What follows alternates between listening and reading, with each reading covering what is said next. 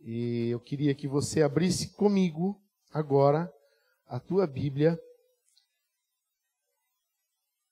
na primeira carta do Evangelho, na primeira carta de João, o evangelista, né? Lá no primeiro capítulo, quer dizer, 1 João, capítulo 1, e nós vamos caminhar um pouquinho hoje por esse texto. Eu gostaria que ele fosse mais longo, mas eu quero falar um pouco com você sobre quem é esse Jesus que nos leva a cear e fazer memória dele, falar sobre ele, estar aqui juntos por causa dele. Amém? Então eu quero que você abra lá e... Antes até de começar, eu queria lembrar mais uma vez a Festa das Nações. Amados, não sei se você percebeu, você sabe quando vai ser a Festa das Nações? Sábado que vem. Né? De repente, muita gente vai vir e vai ver ela só no Aba News. Aconteceu. Já aconteceu. Não, é sábado que vem. Né? Não precisamos fazer muita propaganda do que ela é. Ela é gastronômica, ela é de comunhão, ela é de você estar aqui, de você trazer alguém para conhecer a igreja, ver como é que é a nossa igreja. E tudo aquilo que é angariado todos os anos na Festa das Nações garante o 13º de quem está em missões. Porque todo mundo tem um 13º. Bom, pelo menos quem está trabalhando, não é todo mundo, né? Eu não sei se Bolsa Família tem 13º, mas quem está no Bolsa Família... Aqui é difícil ter alguém na Bolsa Família porque a gente trabalha, né? Mas se tem alguém, não sei se vai receber, né? Mas nós procuramos ver os nossos missionários lá no campo, trabalhando o ano inteiro. E que chega o Natal e muitas vezes todas as crianças ganham um presente, mas o filho de missionário não ganha. O filho de missionário é missionário. Né? Então a nossa igreja preza pelos missionários que ela envia. Então todos aqueles que são missionários, membros de igreja ABA, que foram enviados para algum lugar desse mundo para pregar o evangelho, ganha uma oferta baseada nessa arrecadação. E eu louvo a Deus porque eu creio que esse ano nós venha aqui, almoce aqui com a gente, traga alguém para almoçar, faça propaganda. E nós vamos vender tudo que tem aqui, nós vamos arrecadar o valor necessário para que os nossos missionários estejam amparados nessa virada de ano. Amém? Em nome de Jesus. Você está comigo? Vocês lembram daquela bicicleta que ficou num culto aqui? Ela vai ser leiloada. O irmão que comprou essa bicicleta, que trouxe essa bicicleta, ele disse, pastor, ela está leiloada, vai para leilão, é minha oferta. Só que ele disse, se sair por menos do que esse valor aqui, que nós vamos falar no dia, aí pode deixar que eu mesmo compro ela. Né? Então venha preparado para a gente semear. Eu fiquei muito feliz quando ele deu aquela ideia, e eu até comecei a fazer uma vaquinha para fazer uma proposta, né? Vamos ver, quem sabe a gente compra uma bicicleta diferente. Eu até acho que ela está aí atrás, se tiver alguém depois auxiliar que pode trazer ela aqui para frente, no final do culto a gente ainda mostra essa bike, né? Que é a bike que os missionários usam na África. A bike que muitas vezes é a grande moto, é a Harley Davidson dos missionários de lá. Né?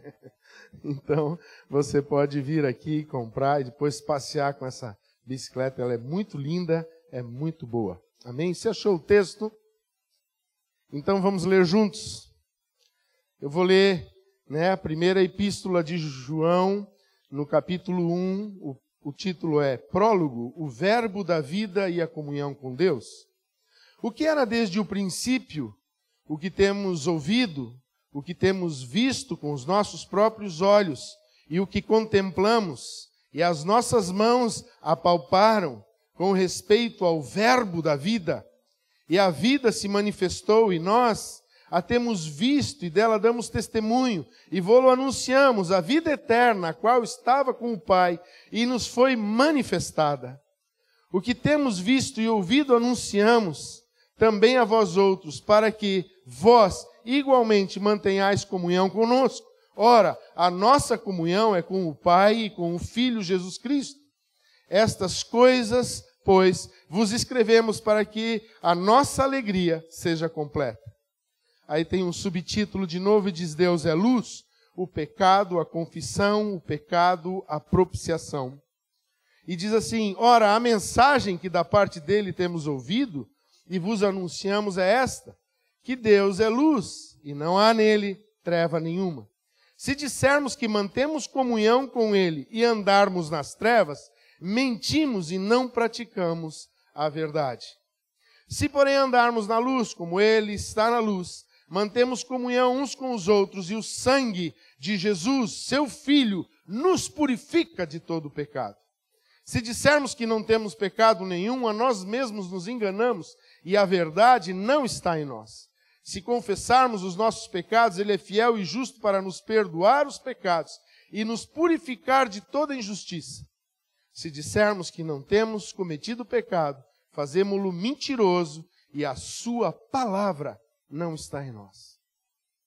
Eu gostaria de comentar ainda o capítulo 2 até o versículo 6, mas eu vou deixar para uma outra ocasião. Hoje eu quero falar com você sobre esta passagem, só o capítulo 1 de 1 João. Gostaria de que você me acompanhasse em alguns raciocínios que a gente pode colocar aqui. Ele diz: o que era desde o princípio.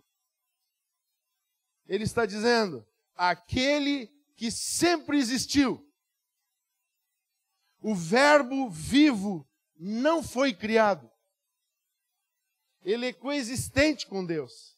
Nunca foi separado de Deus. E quem esteve aqui no culto da pastora Edmeia e num outro culto, quando eu expliquei ainda no culto da cultura, agora na terça-feira, quem não veio aqui perdeu um grande culto. Você pode assistir no YouTube, mas você perdeu a chance de estar aqui ao vivo, sentindo aquela unção que estava presente aqui. E eu expliquei isso. Quando Jesus disse, se possível, passa de mim esse cálice, ele estava falando, nós nunca existimos separados um do outro. É isso que João está dizendo aqui, o que era desde o princípio. Aquele que sempre esteve com Deus. Quando ele escreve o Evangelho, diz que o Verbo, no princípio, estava com Deus. E o Verbo é Deus. Nunca houve separação entre o Verbo e Deus. Ele diz, tudo o que existe, a Bíblia diz, foi criado por ele, por meio dele veio existir. Então, ele não foi criado, ele foi criador. Agora, o Filho de Deus, Jesus, nascido da Virgem, ele sim pode ser chamado de criação de Deus. Porque eles criaram uma forma de Jesus, o Verbo, se manifestar homem.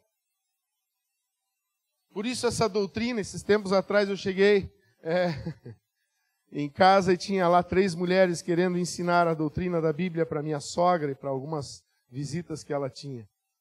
E a moça dizia assim, porque Jesus não é Deus. Porque ele foi criado. E eu disse, meu, que doutrina que vocês têm. É porque na Bíblia deles, eles trocaram. O Verbo era um Deus, não era Deus. Né? A doutrina deles está errada, não a Bíblia. Aí vem um perigo muito grande quando as pessoas querem interpretar o que não precisa ser interpretado, o que é uma declaração bíblica, né? E aqui está dizendo, Jesus, homem, foi uma criação. A Trindade, a própria Trindade criou essa ideia. Diz, façamos o homem à nossa imagem e semelhança. E agora, por amor a essa humanidade que caiu, Jesus veio para se manifestar como uma criação, como um homem, como criação. Mas ele sempre existiu desde o princípio. Amém? Esse texto está dizendo, o que era desde o princípio, o que temos ouvido, o que temos visto com os nossos próprios olhos.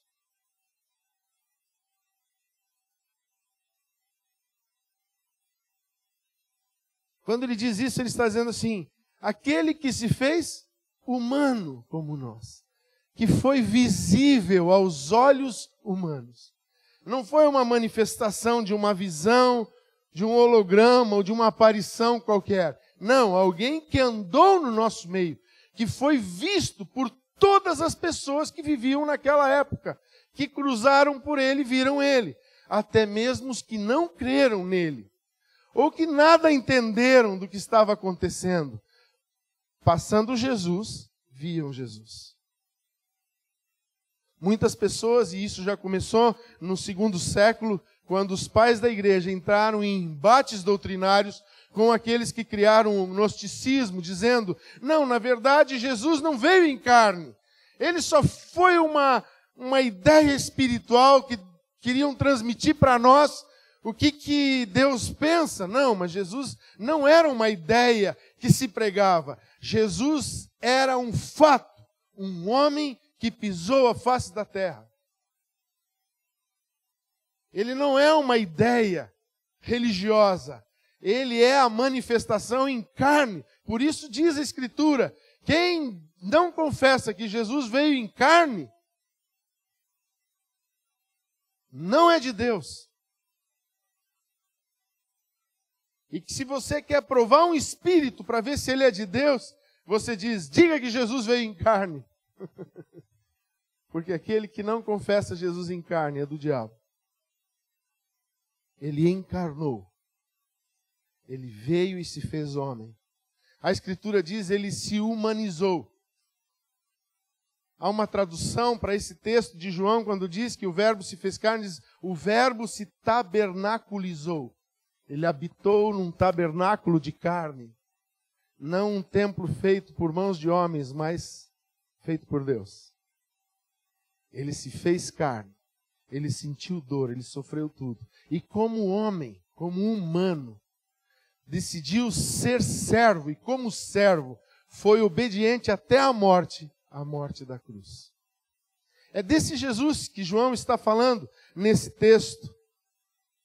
Com os nossos próprios olhos nós temos visto, o contemplamos, as nossas mãos o apalparam. Mais uma vez, ele podia ser tocado. Veja, a prova de que ele se fez humano é que muitas pessoas tocaram Jesus e muitas pessoas foram tocadas por Jesus. A mulher do fluxo de sangue entrou no meio da multidão e por entre a multidão tocou em Jesus, tocou nas suas vestes. Ele disse para aquele jovem cego, eu quero que você veja, e tocou os olhos dele. Ele tocou a sua língua na língua do mudo. Ele tocou em pessoas. Ele disse, mesmo depois de ressurreto, ele disse para Tomé, toca aqui. Encosta em mim. Vê as feridas. Vê a marca. Jesus podia ser tocado. Jesus não é uma historinha, não é uma fábula. Jesus é uma verdade manifesta. Nós vimos no domingo passado a desconstrução da nossa crença aqui. Mas, amados, nós vamos pregar um Cristo que é a certeza da nossa fé. É esse Jesus que João está apresentando aqui. É esse Jesus que ele diz, nossas mãos apalparam, e ele diz, falando com respeito ao verbo da vida. Ao verbo que fez tudo viver. Tudo que ele criou tem vida. E tudo só passou a existir depois de o verbo declarar. Haja luz, e houve luz. Haja separação entre a luz e as trevas, e só houve separação entre luz e trevas depois que o verbo falou. E haja separação entre as águas, só houve firmamento e águas abaixo do firmamento depois que o verbo ordenou. Tudo foi feito por ele, por meio dele, tudo veio existir. E aqui vem uma para os vegetarianos. Eu não posso comer nada que é vivo. Alface é vivo. É planta, mas é viva. Você planta ela na sementinha, ela brota, ela começa a crescer, ela tem vida, ela respira. É do jeito das plantas, mas ela faz. A fotossíntese é o respirar. Eu aprendi isso quando eu ia na escolinha ainda, era bem assim. É um ser vivo também, porque o verbo que criou, tudo que ele criou, tem vida. Por isso ele diz o verbo da vida, aquele que vivifica tudo. Você perdeu uma chance de dar um glória a Deus e um amém, um aleluia tão grande. O verbo vivo de Deus. É disso que ele está falando. No versículo 2 ele repete, ele diz, a vida se manifestou e nós temos visto, e dela damos testemunho e vou-lo anunciamos. A vida eterna. Não é uma vida que começou um dia, é uma vida que é eterna, não tem passado e não tem fim no futuro. É dele que falamos. Olha o que a Bíblia fala a respeito dele. 1 João 5,12, ainda nesse livro, diz assim, aquele que tem o Filho tem a vida, e aquele que não tem o Filho de Deus não tem a vida. Diz mais ainda em João 3,36, ele diz, por isso quem crê no Filho tem a vida eterna, o que todavia se mantém rebelde contra o Filho não verá a vida, mas sobre ele permanece a ira de Deus. Por isso eu acho muito sério o que eu estou falando com você hoje à noite. Porque quem está lá fora e ainda não crê em Cristo já está morto. Olha, quando Deus disse para Adão e Eva, disse assim, olha, não comam desse fruto, porque no dia em que vocês comerem, vocês vão morrer. Diga comigo assim, imediatamente. Eu vou te dizer algo hoje que talvez vai te surpreender, mas que é uma doutrina bíblica claríssima. Quando eles comeram do fruto, morreram imediatamente. Não foi a morte física, porque Adão morreu com 962 anos. Talvez, acho que só Matusalém viveu mais que ele. Né? Mas como assim? Porque ele morreu. Morreu para Deus. Separou de Deus. E isso é morte, amados. Essa era a morte que Jesus clamou. Se possível, passa de mim esse cálice, porque ele sabia que na hora que ele assumisse o meu e o teu pecado, Deus ia virar as costas para ele, separado de Deus. Sempre existimos juntos, nunca fomos separados. E o que aconteceu com Adão? Quando comeu do fruto, morreu. E o que aconteceu com o mundo lá fora?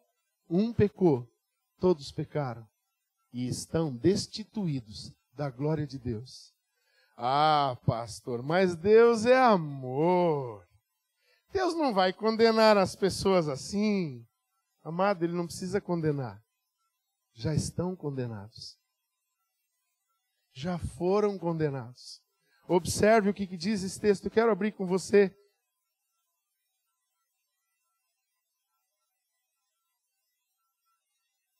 Vou adiantar isso. Abra comigo lá em João 3. João 3, nós vamos ler o texto mais conhecido da Bíblia. Eu quero mostrar para você que o que eu estou te falando é totalmente bíblico. João 3, 16, 17, 18. Diz assim: porque Deus amou o mundo de tal maneira que deu o seu Filho unigênito, para que todo aquele que nele crê não pereça, mas tenha vida eterna. Porquanto Deus enviou o seu Filho ao mundo, não para que julgasse o mundo, mas para que o mundo fosse salvo por ele. Nosso papel não é ir lá fora e dizer, você está condenado, você está indo para o inferno. Não, isso não precisa, já estão indo mesmo, irmão.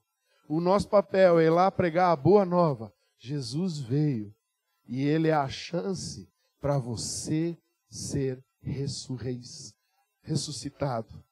Teu espírito reviver, o que foi morto em Adão, o que é a herança do pecado, que opera em você, Jesus pagou o preço.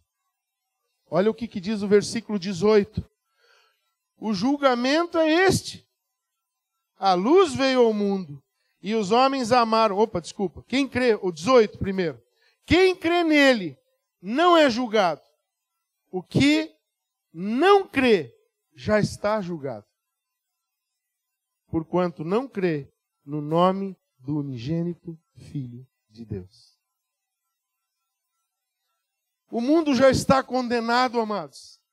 A única esperança do mundo é uma igreja que pregue para eles que eles estão mortos. Que Cristo se manifestou como a vida eterna. Cristo se manifestou para trazer vida para aquele que estava morto. Ele não veio condenar, já estão condenados, ele não precisava condenar ninguém. A ira de Deus permanece sobre essas pessoas, nós vamos ver isso logo mais na frente. Mas ele diz que nós tínhamos que anunciar essa verdade, a oportunidade da salvação. Volte lá para o nosso texto. Por isso anunciamos a vida eterna, a qual estava com o Pai, mas nos foi manifestado. O que temos visto e ouvido, anunciamos também a vós outros.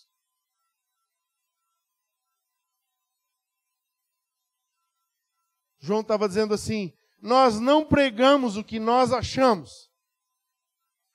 Nem nossa opinião, nem a nossa interpretação. Mas o que temos visto e ouvido. O que foi visto e o que ouviram do próprio Cristo. Não uma opinião teológica de alguém.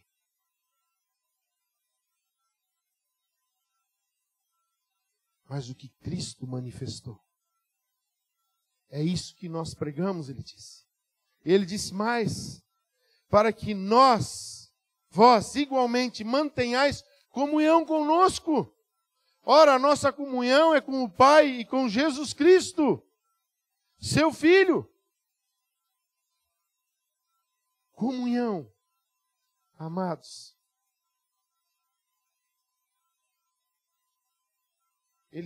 Esse João, está aqui chamando a igreja, hoje é dia de ceia, chamando a igreja, chamando cada cristão para uma vida de unidade.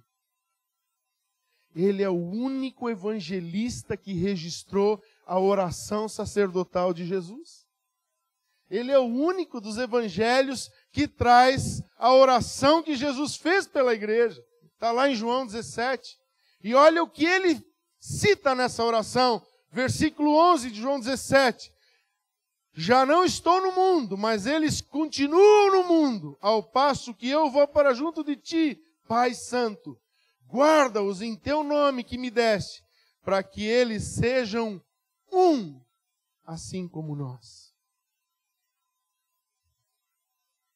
Ele disse, nós estamos falando dessa comunhão que nós temos com o Pai, e que vocês e nós devemos ter uns com os outros. Esta comunhão, essa unidade do corpo de Cristo. A Bíblia diz que quem come sem discernir o corpo, eis aí um bom momento e uma boa explicação para entender o corpo. Discernir o corpo. Olha, João 17, 21 diz assim, a fim de que todos sejam um, como és tu, ó Pai, em mim e eu em ti, também sejam eles em nós, para que o mundo creia que tu me enviaste. Está falando de que o quanto é importante nós sermos um, unidos, ter comunhão. O versículo 22 ainda diz, eu lhes tenho transmitido a glória que me tens dado, para que sejam um como nós o somos. A glória. Jesus declarou na oração sacerdotal, eu tenho transmitido a eles a glória que me tens dado. Jesus está dizendo assim, a glória que o Pai colocou sobre mim, como manifestação dele, manifestação humana dele, eu estou colocando sobre você, igreja. Jesus está dizendo nesse texto, a glória que Deus me deu para manifestá-lo em carne, eu estou colocando em você, igreja.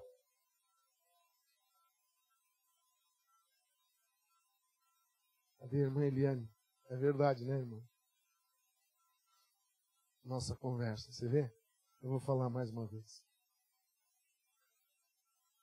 A glória que Jesus recebeu de Deus, para ser a manifestação de Deus em carne, ele declara nesse texto que ele colocou sobre mim e sobre você, igreja. Acorda, igreja. A glória de Deus só pode ser manifestada lá fora, através da minha e da tua vida. Que coisa gloriosa. Quero te dizer algo, tudo que provoca uma divisão nesse corpo, não vem de Deus.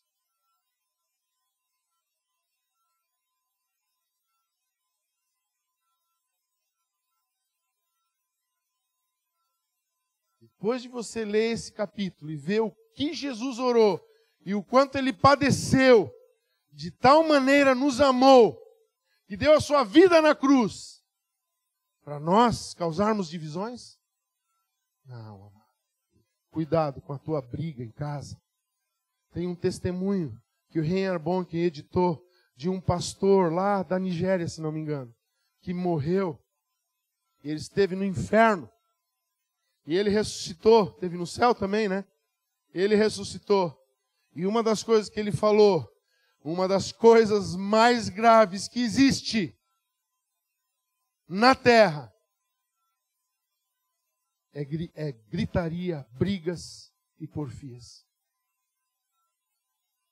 Ele disse no testemunho dele que quando ele via duas pessoas discutindo, ele se retirava, porque ele não queria fazer parte daquilo, porque ele sabia que aquilo desagradava muitíssimo a Deus. Eu não sei se esse vídeo está aqui, mas você pode escrever lá, Reinhard Bonnke, pastor africano que ressuscitou, vai aparecer no YouTube. Acho que isso está no YouTube, esse vídeo. Eu não quero perder o céu. O pastor Heleno está dizendo assim, quando tinha uma discussão em casa, ele fugia e ia para o banheiro para não discutir em casa. Marido, não discuta com a sua mulher, não brigue com seus filhos. Cuidado, há um espírito ali querendo entrar na sua vida para causar uma desunidade, que foi o maior clamor. Se tem uma coisa que Jesus clamou na sua oração sacerdotal, foi por unidade.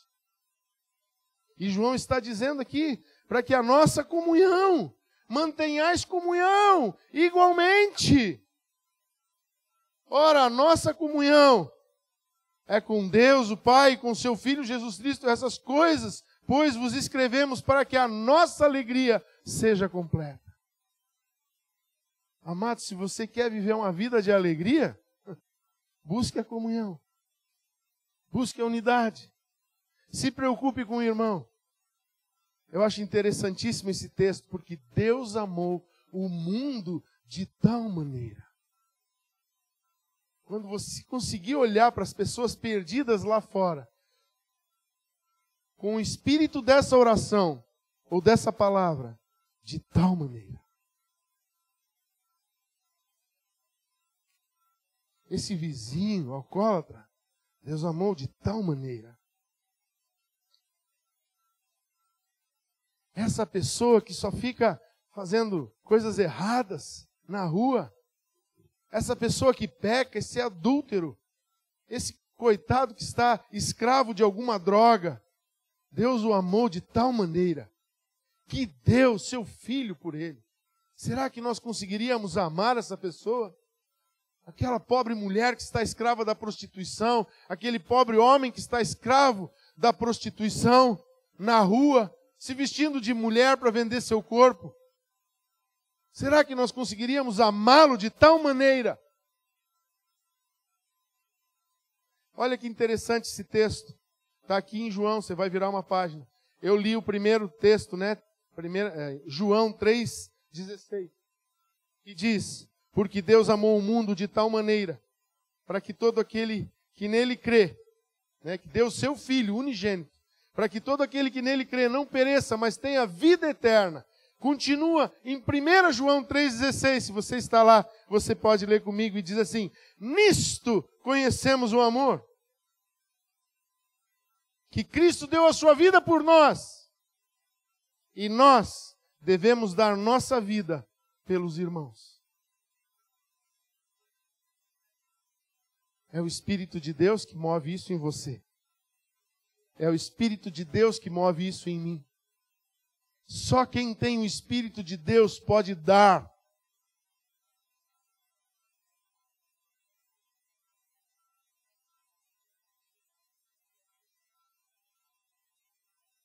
Deus é luz, o pecado, a confissão, o perdão e a propiciação.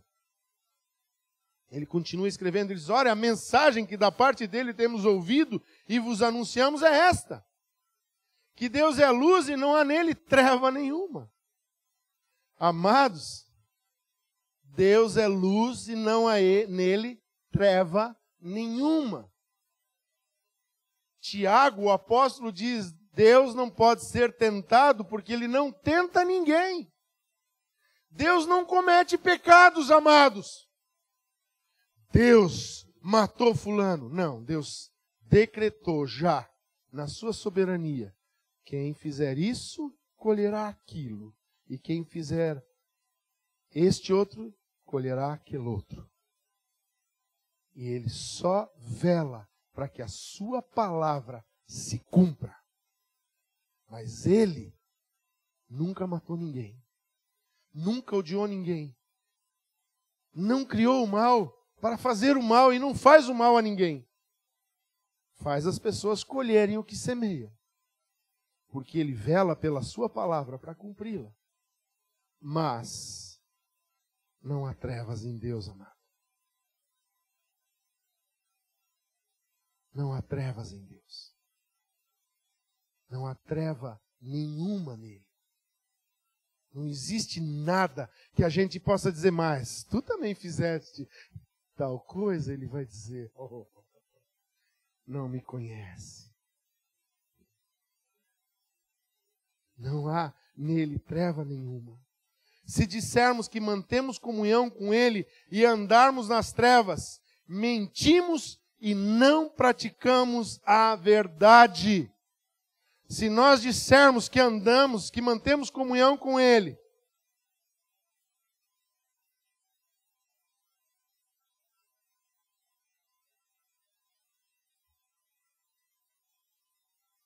e andarmos nas trevas, mentimos e não praticamos a verdade. Aí, o versículo seguinte diz, 7. Se, porém, andarmos na luz, como ele está na luz, mantemos comunhão uns com os outros, e o sangue de Jesus, seu Filho, nos purifica de todo o pecado. Se, porém, aqui é apresentada a sequência de requisitos que funcionam como garantia que os benefícios da cruz e do sangue de Jesus derramado por nós permanece ativo em nossas vidas. Há uma sequência de fatos aqui que garantem que está ativo o sacrifício de Cristo sobre mim e sobre você. Por isso, na frente, no capítulo 2, diz: se porventura pecardes, lembre-se que temos advogado no céu junto ao Pai, Jesus Cristo, o justo. Porque o pecado já não é nossa natureza, é uma desventurança em nossas vidas. É um tropeço. Não é mais um desejo. Não é mais da nossa natureza. É um acidente de percurso. Primeiro, andarmos na luz. Segundo, mantemos comunhão uns com os outros. Amados, olha só, Andar na luz implica em desenvolver comunhão um com o outro. Quando nós dizemos que andamos na luz e não conseguimos ter comunhão com alguém, nós estamos mentindo para nós mesmos. Nós estamos nos iludindo.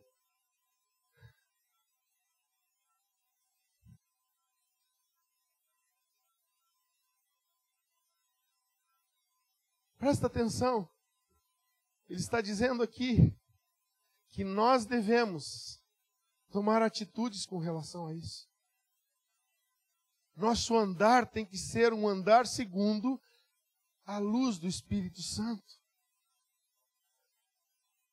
Aí o sangue de Jesus, terceiro, o sangue de Jesus, seu Filho, nos purifica de todo o pecado. Há um segredo divino que exige que o nosso caminhar seja na luz. Lembra do Salmo 119, 105? Lâmpada para os meus pés e luz para o meu caminho é a tua palavra.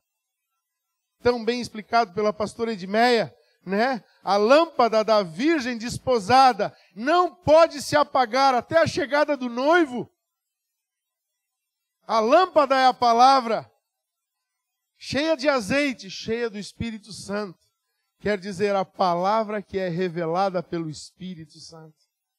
A palavra que é a palavra de Cristo, viva dentro de nós. Essa é a palavra. Mantermos a comunhão uns com os outros fala de viver em prol de Cristo e de sua vontade.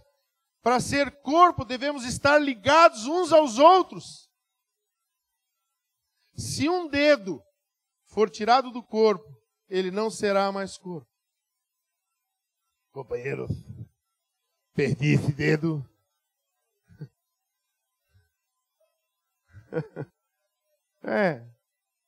Ele perdeu um dedo trabalhando. Aquele dedo que o senhor Lula perdeu tinha o mesmo DNA dele. O mesmo tipo sanguíneo. O mesmo tipo de células. Tudo que tinha no corpo dele tinha naquele dedo. Mas aquele dedo não era mais ele. Porque foi rompida a comunhão. Olha a seriedade da comunhão, amados. Olha a seriedade da comunhão. Se andarmos na luz, temos comunhão uns com os outros. E quando nós temos comunhão uns com os outros, daqui a pouco vamos tomar a ceia. Vamos estar fazendo a comunhão dos santos aqui. E o sangue de Jesus Cristo, seu Filho, nos purifica de todo pecado. Há perdão de pecados neste lugar hoje. Há restauração de vidas aqui. Desligado do corpo, isto é, sem comunhão com os outros, perdeu o status de ser corpo. Parece ser corpo, mas perdeu o direito, porque perdeu a comunhão.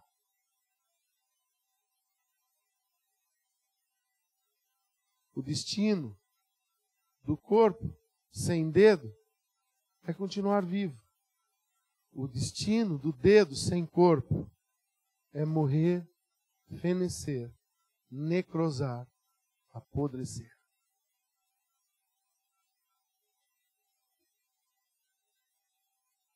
Diz mais a palavra. Se dissermos que não temos pecado nenhum, a nós mesmos nos enganamos e a verdade não está em nós. Há algo muito importante a ser falado aqui.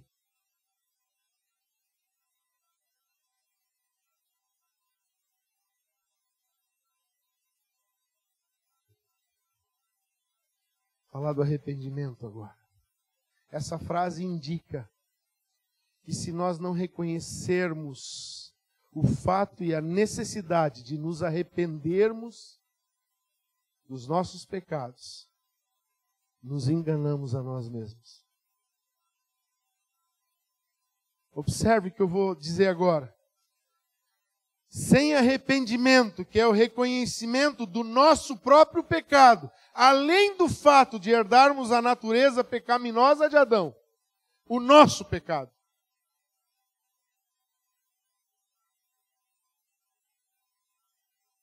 Jesus condenou o pecado na cruz, a origem de tudo. Mas nós precisamos nos arrepender do nosso pecado. Observe o que eu vou dizer. Se nós não quisermos, acharmos que não precisa, Deus é amor, esse evangelho inclusivo, não, para que se arrepender? Deus ama todos. Deus morreu pelo mundo inteiro. Não, o que é isso? Todos estão salvos. Amados, isso é um evangelho do engano e é perigosíssimo. Porque, olha, observe, quando eu não tenho do que me arrepender, eu estou declarando para Jesus, tolinho, você morreu em vão. Para que morrer? Se eu não preciso nem me arrepender, eu nem tenho pecado. Morreu em vão. Quando eu e você pensamos, mas esse pecado deixa assim, não precisa ser confessado. Deixa assim. Não preciso trazer ele à tona, não preciso desmascarar esse pecado na minha vida. Deixa assim, Deus me aceita assim. Deus é amor. Você está dizendo para Deus, nem precisava ter mandado Jesus morrer, para que ele morreu? Não preciso me arrepender de nada. Sou muito bom. Mas quando nós nos arrependemos do nosso pecado, quando nós reconhecemos, pequei, Senhor, perdão pelos meus pecados, nós estamos dizendo para Jesus, aleluia, valeu a pena a tua cruz. Eu fui alcançado. Se ninguém mais quer Jesus, eu quero. Se ninguém se importa, eu recebo o perdão que você conquistou para mim naquela cruz. Eu recebo a purificação dos meus pecados, porque eu tinha pecados. Como que Jesus vai nos purificar de todo pecado se você nem tem pecados? Nem reconhece pecados?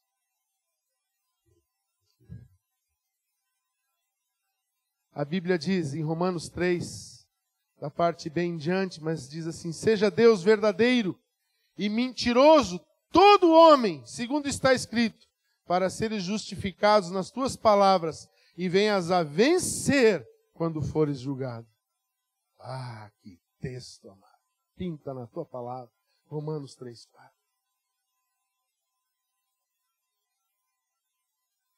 A Bíblia diz, nesse texto mesmo, se dissermos que não temos pecado, a verdade não está em nós. Quem é a verdade? Ele disse, eu sou o caminho, a verdade e a vida. A verdade não está em nós. Se a verdade não está em nós, a vida não está em nós. Se a verdade e a vida não estão em nós, não estamos no caminho, não estamos andando na luz, amados. Ainda a palavra de Deus diz, né? Mais para frente, se dissermos que não temos cometido pecado, fazemo-lo mentiroso e a sua palavra não está em nós. Quem é a palavra, o verbo da vida? Não está em nós.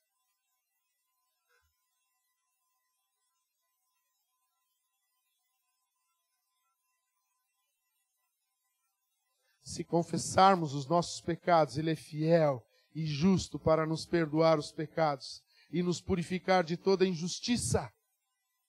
Se dissermos que não temos cometido pecado, fazemos-lo mentiroso e a sua palavra não está em nós. Para nós encerrarmos, abra comigo em João 15.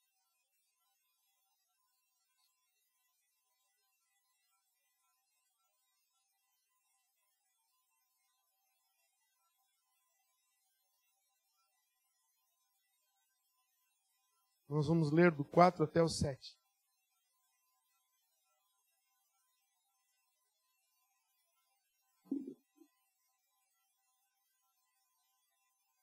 Diz assim, permanecei em mim, e eu permanecerei em vós. Como não pode o ramo produzir fruto de si mesmo, se não permanecer na videira? Lembra? Corta o galho. Lá na sua casa você tem uma árvore frutífera, corta um galho e põe ela ali do lado da árvore e vê se na primavera ela vai florescer e se no verão ela vai dar frutos. Ela tem que permanecer ligada na árvore para produzir frutos.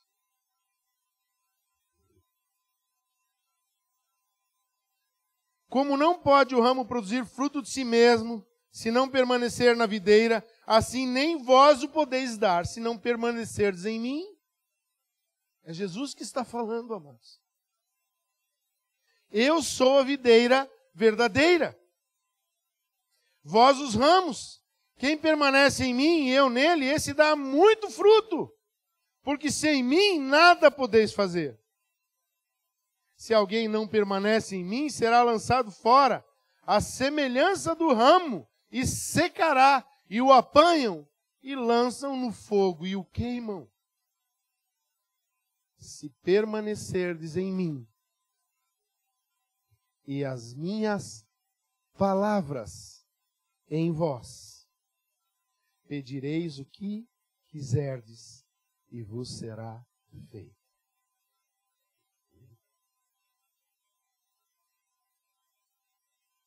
1 João diz, seu último versículo do capítulo 1 diz: se dissermos que não temos cometido o pecado, fazemo-lo mentiroso, e a sua palavra não está em nós.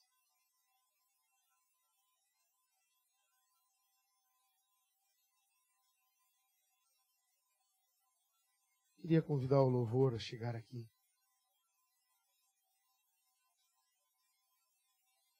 Os irmãos que vão preparar a nossa ceia também podem se dirigir lá. Talvez essa noite você veio para cá, para esse culto. Alguém te convidou, você veio porque você quis vir.